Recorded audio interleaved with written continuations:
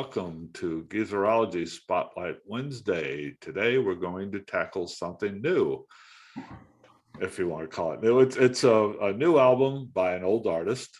Today we're going to talk about Barn, which is Neil Young's 41st studio album, his 13th, I believe, with Crazy Horse. No, this is his 14th with Crazy Horse. It was released on December 10th of 2021. This album was recorded over the course of a few months at this barn this old dilapidated barn that Neil had rebuilt in the Rocky Mountains in Colorado. And the whole point, these are all new songs by Neil, and this is basically Neil and Crazy Horse just improvising, and everything was pretty much done in one or two takes. There was no real rehearsals going on here, no overdubs or anything like that. It's just Neil decided he just wanted to go in and make some music, put it on tape, and release an album. It is 42 minutes in length. There are, how many tracks here? There are 10 tracks here. One single from the album, Song of the Seasons, is the opening track, was released in October, and a second single called Welcome Back, which is the 9th track on the album, was released on December the 3rd. Crazy Horse, the band here consists of Neil Young, Nils Lofgren, Billy Talbot, and Ralph Molina, and the album was produced by the Volume Dealers, which is the name that they give to Neil Young and his partner Nico Bolas. Now, this album was released in conjunction with a documentary on the making of the record that was directed by Young's wife, Daryl Hannah, and this documentary was released on Blu-ray. It hasn't gotten any widespread streaming release. It's only being streamed on the AARP website. That you have to be a member of AARP to stream it. But you can go pick it up on Blu-ray if you want to go that route with it. I've listened to this album 4 or 5 times over the past week, a couple times leading up to this week. And this is it's Neil Young. It's Neil Young and Crazy Horse. There's no mistaking that what this is and who this is when you listen to it. There's nothing new here. There's nothing here that you really have never heard before. But but like I say, it's just Neil Young and Crazy Horse just getting organic and going out into this barn and just putting down some music on tape. It's very raw. A lot of the stuff was improvised as they were recording it. I saw an interview with Neil Young that said that he lives about, or at least at the time that they were recording this album anyway, he lived about 2 miles away from this barn, and he would walk to the barn every day with his 2 dogs. They would walk the trails and go to this barn, which is out in the middle of nowhere. And he would pretty much write the tunes and write his lyrics in his head as he was walking to the barn. You know, there's no real preparation happening here or anything. It's just all organic and all just seat of the pants stuff. And it is Neil freaking Young. and it's a great album. Some of the stuff works better than others. I wouldn't call it a 5-star album. It's not a perfect album, but you certainly get a feel of what Neil Young is all about and what makes him tick by listening to this album. Crazy Horse is in pretty much top form. It's not polished at all, but that's what Neil Young wanted, and that's what Neil Young got, and it works very well for me. Bob, what did you think about this one? Well, in a world gone crazy, with an ongoing pandemic and everything else happening, and you wake up every morning going, what the hell is going on now? It's nice to know that there are some things you can still rely on, and that Neil Young is one of them. And, he's not really breaking any new ground here, but it's a comfortable album. It's reliable, and it's what Neil Young and Crazy Horse do best, which is just make raw music that's not doctored, that's not studio wizardry. This was recorded essentially live, and there's not a lot of, doesn't, as far as I know, I don't think there's any real overdubbing on it. And I read some interesting interviews with Neil Lofgren, and he said that they went into the studio, and so Nils is like, okay, what's the plan? And Neil said, I don't have one, just play. And they didn't go in with enough material for an album. And literally, he says the 10th song, Neil writes it, walks in, and they just work it out together. And next thing you know, they're like, and we're going to mix this thing. So Right. it's very organic, it's very natural.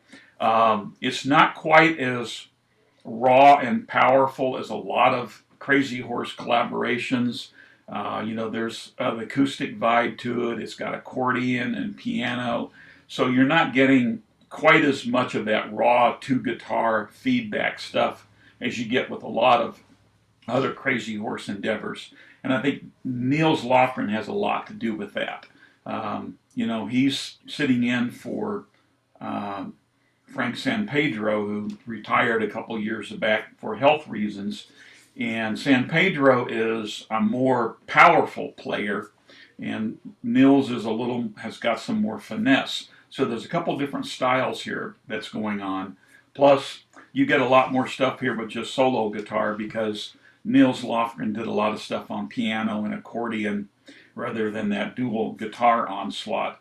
And in fact, interesting little trivia thing, he's playing the same upright piano that he played on Young's After the Gold Rush album that Lofgren recorded on when he was 18 years old.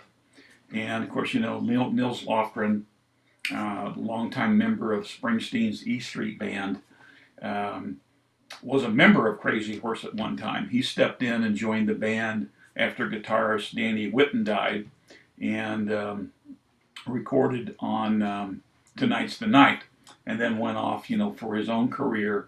And he's come back in and out of Neil Young's world. And of course, he did the last Young album, Colorado, and now he's done this one. Um, you get a mix of styles here. We get some acoustic stuff.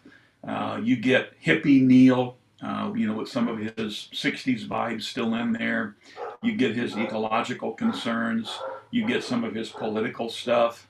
He writes a really cool song called Can American about becoming a U.S. citizen and getting to vote in our last presidential election. Um, there is some rockin' stuff on this album. We get a couple songs where we do get that, guitar stuff, but it's a good mixture. I like it. It's a solid album. I wouldn't put it as Neil Young's absolute best, but it's a refreshing thing to hear in these days of, albums that come out with so much studio wizardry. And this is a true Geezerology effort. All of these Uh-huh. guys are in their 70s, and they're streaming their video on, the AARP website. So yeah, this is old people music that young people could even enjoy today. So thumbs up on this. It's a good, solid album. Yeah, Neil is he just turned 76 in middle of November. Uh, and there are a lot of the old classic artists from our youth and from our day who are still around, but basically doing nostalgia and greatest hit tours. Besides Neil Young, I know Dylan is still producing new material. Neil never did stop producing new material. He comes out with an album every couple of years, but there aren't many of them left that are still out there giving us new stuff. Yeah. Uh, And, managing to stay relevant still. And, it's kind of hard to have The Who sing about my generation when they're in their 70s and sing about teenage wasteland. But Neil, what I like about Neil is he doesn't rest on his laurels. He doesn't quit. He's been extremely prolific, and he's not afraid to take chances. Sometimes he achieves greatness, other times, it's Neil, you should have stayed home. But he's out there still trying, and these four guys, including Ralph Molina and Billy, I got his name. Billy Talbot. Thank you, Billy Talbot. Both long time, 5, 6 decade members of Crazy Horse. Still out there making really good, relevant music. Well, yeah, Molina and Talbot, basically the rhythm section, bass player and drum player. They're original Crazy Horse. Crazy Horse formed back in the '60s, and Molina and Talbot were the two co-founders. They've gone through a few guitar players, but those guys have been around forever. And Neil's been recording with them since what, 1969, 1970? 68, 69, 70, somewhere in there. Yeah. So, in fact, I saw Neil's was interviewed by Howard Stern a few days ago, and that interview was cut up and placed in some portions and pieces and parts on YouTube. And I was going through a few of those, and Neil Young is actually quite upset that Crazy Horse has not been inducted into the Rock and Roll Hall of Fame. Well, and they were more than just Neil's occasional backup band. They recorded a couple of albums without Neil Young, but but for all intents and purposes, they were Neil Young's band, right? Dee, what'd you think about this one? I liked it. On a lot of different levels, and it's been said that this is, if you're a longtime fan of Neil Young, that's true. All his styles are here. I mean, to me it was a little bit reminiscent on certain tunes of Everybody Knows This Is Nowhere, a little dash of Rust Never Sleeps, a little dash of After the Gold Rush. So for Neil, maybe he was trying to achieve a balance. It's kind of a little bit of a musical buffet as such with these songs. And I think the fact that he recorded it in the barn, I know he was trying to get as natural a sound as possible. And I only read one quick interview with him about the recording, and he said, well, you record with these wooden logs and they're rounded off, and the sound comes back much more warmer and less echo than in a traditional hard wall studio. But I mean, the ballads are here with Neil's plaintive, whether you love it or not, whiny voice, but he can do it because it's Neil Young's voice. I mean, you can count on one hand the number of artists in the last 50 years that can sing like him and still, make a huge impact. Himself, Dylan, there might be a couple others, but and I think if there are younger musicians listening, they could do worse and take a cue from Neil Young and actually have songs that are over 3 minutes long. He gives Crazy Horse enough time to stretch out to interpret their parts. And, the themes this time are pretty much Neil Young, a little bit of love, a little bit with the guys hanging out, the human race, the shape of you. Those are some of my favorite songs. For a long time Neil Young fans, this is going to be, again, like putting on a comfortable pair of Levi's, putting on your boots and, going out, taking a walk out in the country. But I give him props for, he's still out there swinging. And to me, this was a very pleasant album to listen to. The rockers, I was hoping, and I'm glad he did rock out. And it just shows the balance, the maturity of it. There's flashes of country rock, flashes of the hard rock. I did enjoy the when Niels Lofgren was doing the sort of the tack piano and the and playing on the accordion, I gave it a nice, I don't know, kind of reminded me of early the band type sounds. And there's no musical surprises here. I just think he's adding another layer of solid music on top of his extensive musical discography. And I think too, the reason that he records with Crazy Horse, obviously these guys get along very good as musicians and friends, unlike the pairing of Crosby, Stills, and Nash. They got all the headlines, but let's face it, they couldn't get along. And and on top of it, when's the last time you heard of a solo album by Stephen Stills, who was probably comparable in terms of musical chops and technique next to Neil Young? And Crosby and Nash, as far as Crosby goes, he can just disappear as far as I'm concerned.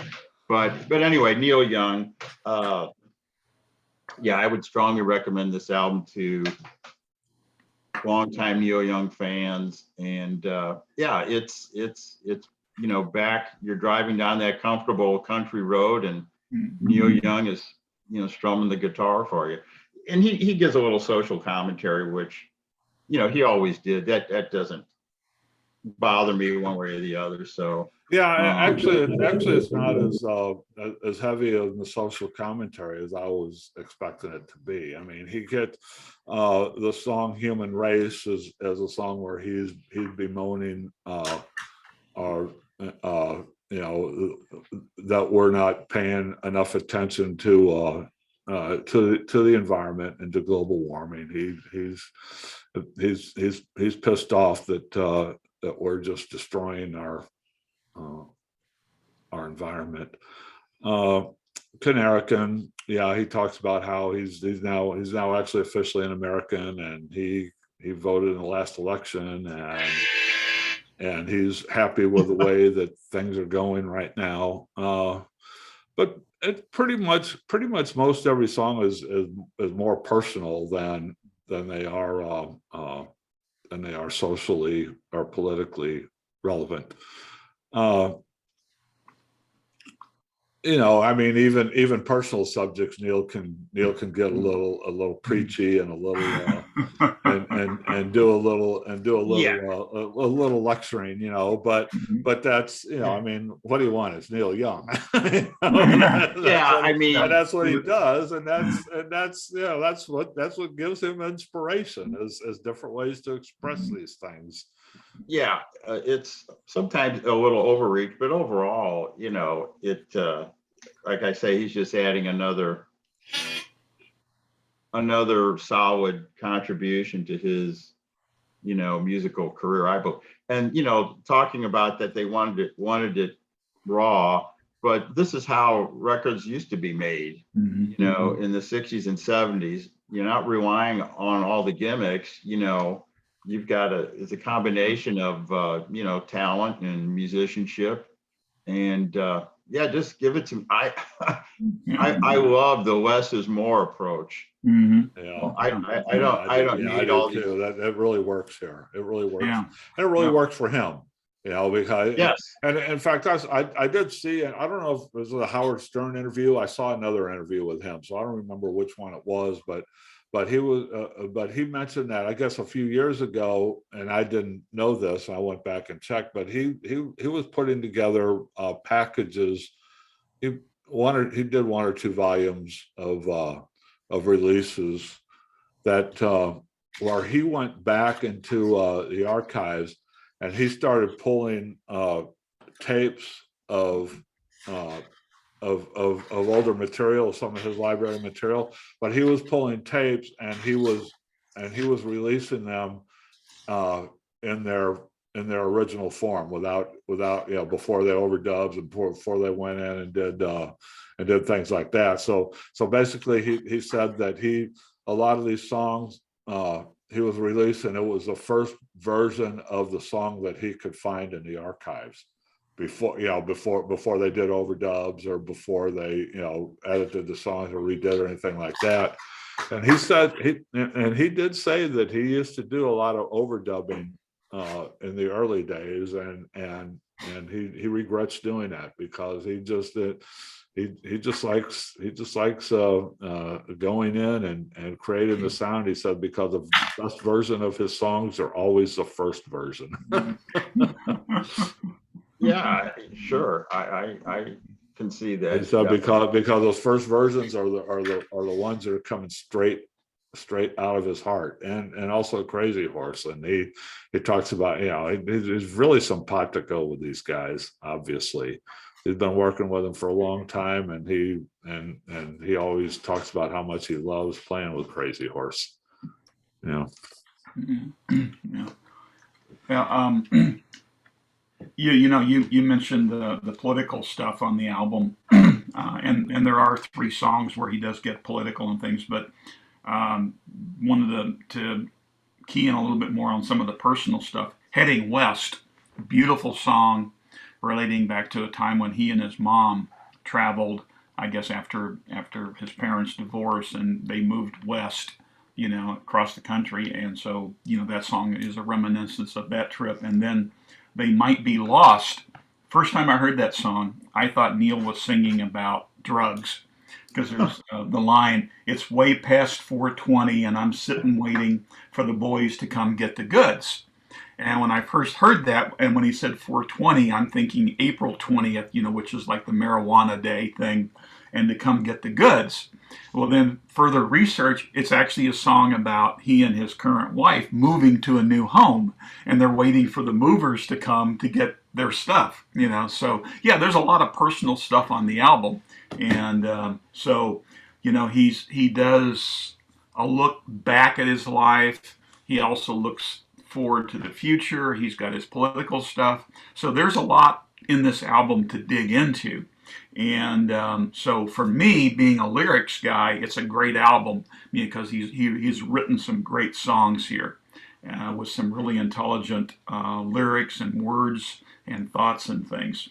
And Neil's not the most subtle person on the face of the planet, but he can turn a phrase when he needs to. So, good point.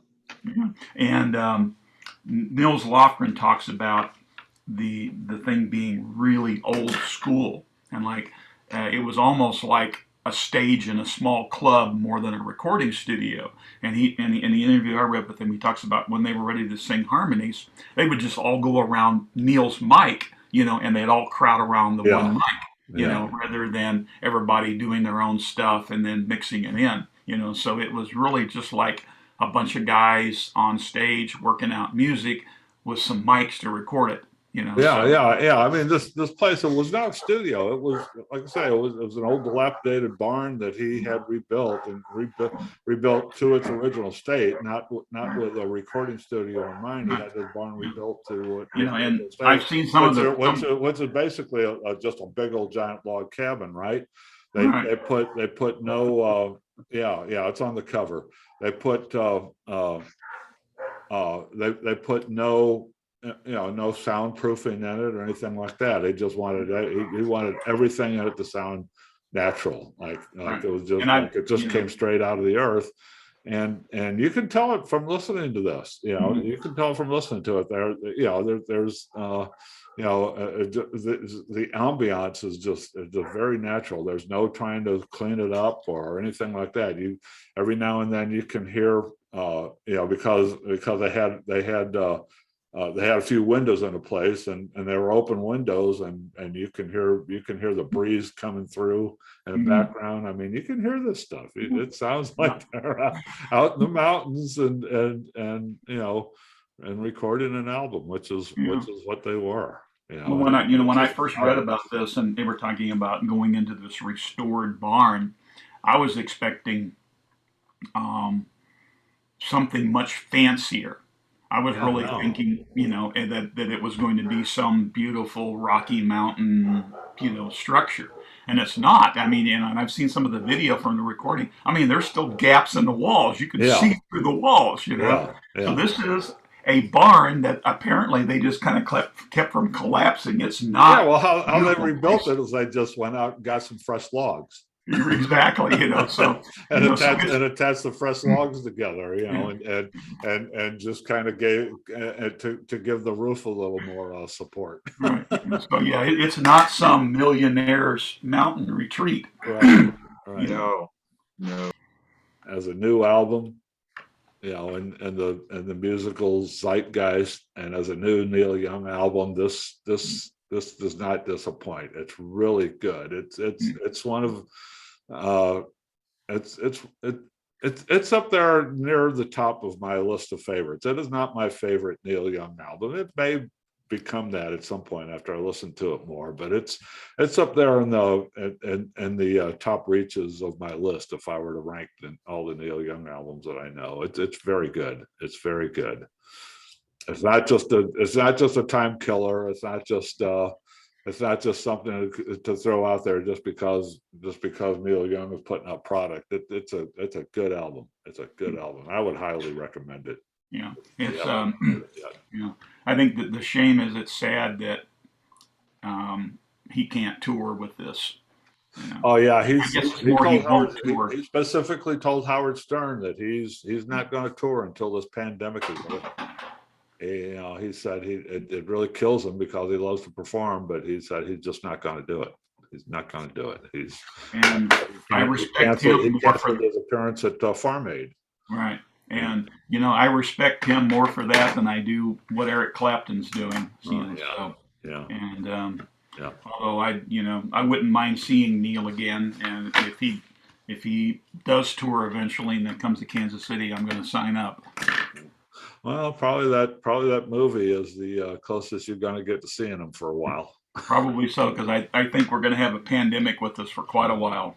I noticed the interviews he's doing, like the interview he did with Howard Stern, it was a remote interview. It was kind of like what we're doing. It was by teleconference, and he's just sitting there at a microphone, and wherever he was, like he might have been in his house in Colorado. I'm not sure, but yeah, we're not going to be seeing him in concert for a while. Doesn't look like. Any final thoughts on Barn? I would just reiterate, do yourself a favor and listen to this. Young or old, you need to listen to it. Definitely. This is rock and roll. This is rock Mm-hmm. and roll, and it's in its purest form, and about as pure form as we're going to get in the 21st century. This is right in time. If you might make a good gift for a Neil Young fan on your list. There you go. Okay, everybody. Well, thanks for joining us. Join us again in a couple weeks. We're going to take next week off as a group for the holiday weekend, and we'll be back in the beginning of January to look at Joe Jackson's debut album called Look Sharp. Dee and I were both fans of Joe Jackson back in the day, and we're going to bring Bob into the discussion.